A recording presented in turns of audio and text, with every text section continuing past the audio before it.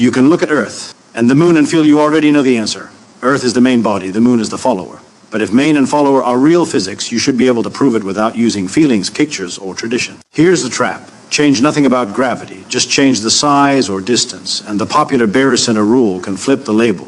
That means you can take a system that acts like a pair and force it to sound like a planet with moon just by inflating one object. And you can take a system that clearly has a dominant body and make it sound like a binary just by spreading the orbit out. So the question becomes uncomfortable. Are we naming the motion, or are we naming our favorite viewpoint? Now try a harder case, Pluto and Charon. If you're honest, the usual definition starts to wobble. There is a cleaner test, based on something the system can either support or not support, stable Trojan companion. One simple mass cutoff decides whether those Trojan parking spots can exist at all. If you want more clear, ground-up explanations like this, subscribe to support the channel. Like the video, and watch the full lecture, because by the end, moon won't feel like a word. It'll feel like a result.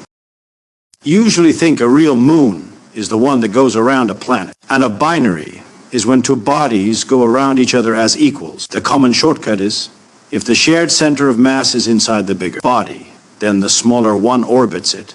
So it must be a moon. That feels obvious, because it turns a moving system into a simple yes or no picture. The words help the illusion. Primary, satellite, center, inside, outside.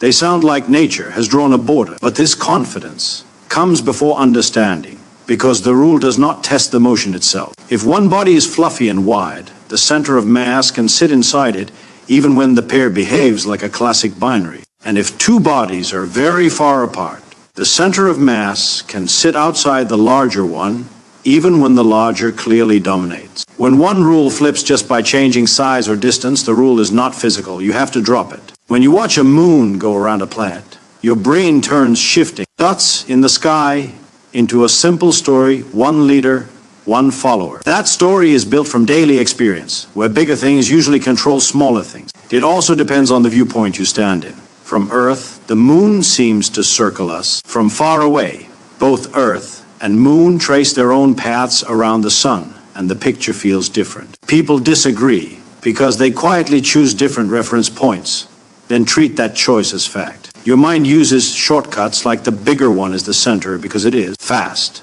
and usually good enough for survival, not because it is always true. We carry internal models that prefer clean categories, even when nature offers continuous change. So agreement on a label is not proof. The system keeps moving the same way, whether we call it moon or binary. If we want a real definition, we need something we can test, not a word that feels right. Physics does not ask which object looks like the boss.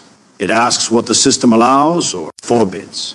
So we focus on measurable things, masses, gravity, and whether certain kinds of motion can stay stable over time. The barycenter idea tries to help by pointing to a shared balance point, but it compares that point to an object's radius, which is an arbitrary boundary. That is why it feels unsatisfying. You can change density, puff up a body, or change the distance between bodies, and the label can flip even if the interaction pattern is basically the same. A better approach is to compare the two masses in a way that creates a real physical difference. When the rule is based on stability, something that can exist in one case and cannot exist in another many, who questions stop being arguments about wording and become questions about behavior. Imagine two bodies moving in space, a bigger one and a smaller one. In that moving system, there are special locations where gravity and the motion balance so that a small rock can travel along with a smaller body. These are the Lagrange points. Most of them are unstable, meaning a rock placed there will slowly drift away unless you keep correcting it. But two of those points, called L4 and L5, can be stable. A rock near them does not need constant pushing. It can stay parked ahead of or behind the smaller body, sharing its orbit. That is why Jupiter can have Trojan asteroids, rocks that travel with it near those stable points. Here is the key idea for the Trojan test. Stable L4 and L5 only exist when the bigger body is more than about 25 times the mass of the smaller one. If the two bodies are closer in mass, those parking spots disappear. This turns a naming problem into a physical test. Now push the system to extremes and watch which idea breaks. With the barycenter rule, you can change the label without changing the basic kind of relationship. Make one object very low density so it becomes huge, and the barycenter can sit inside it even if the pair behaves like a balanced binary. Or keep the masses very unequal, but separate them by an enormous distance and the barycenter can move outside the larger body, even though the smaller one is still clearly the follower. Even worse, with an elliptical orbit, the distance changes during each cycle, so the barycenter can move in and out relative to a chosen radius. Nothing special happens in the physics, yet the label would keep flipping. The Trojan test does not care about radius or distance. It asks one stress question: can stable Trojan parking spots exist? That depends mainly on the mass ratio. One side of the cutoff allows Trojans, the other side forbids them. The behavior stays consistent even when your intuition complains.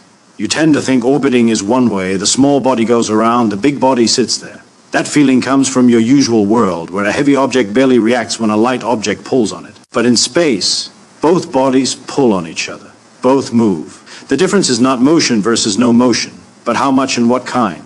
So why do we still want a clear direction, like planet then moon? Because some features of the system create real asymmetry. Stable Trojan points are one of those features. If the mass ratio is large enough, the smaller body can have stable companions that share its path. That is a physical privilege created by imbalance, not a storytelling choice. The equations of motion do not forbid roles from swapping in a different setup, but your experience rarely shows you such cases. Memory also locks in the bigger central model because it usually works. When the ratio gets close and stability disappears, the idea of a clear primary starts to fade. That fading is the point. You want a single answer to who orbits, who, because it feels like there should be one true viewpoint. But motion does not come with a built-in camera. If you ride along with Earth, the moon draws a loop around you. If you watch from far away, Earth and moon both follow paths around the sun.